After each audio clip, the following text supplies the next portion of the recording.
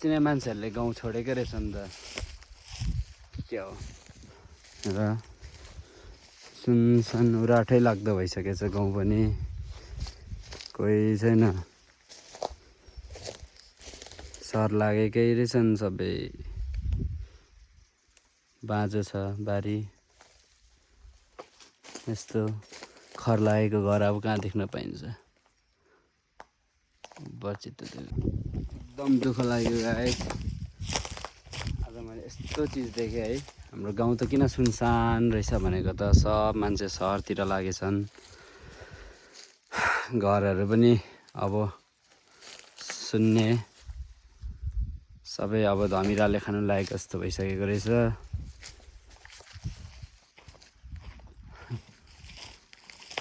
हेर्नुहोस् है हेरौँ पुरै केही छैन मान्छेको नाममा घर खाली म चाहिँ आज गाउँ आएको कि मलाई यस्तो नराम्रो लाग्यो है गाउँहरू पुरै सुनसान कोही छैन गाउँमा अनि यस्तो देखिन्छ पछाडि है घरहरू त पुरै कोही पनि रहेन रहेछ अनि यो खर्लाको घरहरू यस्तो खरहरू सबै मक्केर यो गोठ रहेछ गोठ यस्तो गाई बाख्रा राख्ने गोठ सुनसान अनि यो घर त यस्तो राम्रो छ तर एकजना पनि परिवार छैन पुरै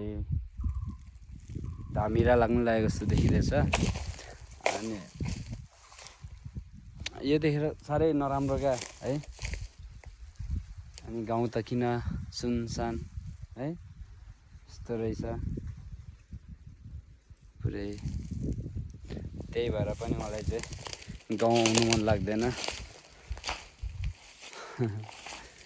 घर यस्तो छ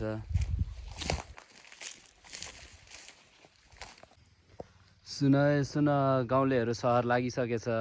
सुनसान छ है गाउँ देख्न सक्नुहुन्छ है एकदम दुःख लाग्दो खबर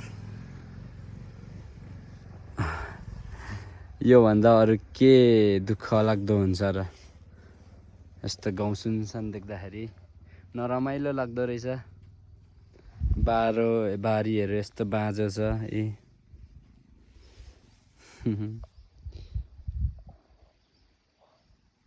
है उराठ लाग्दो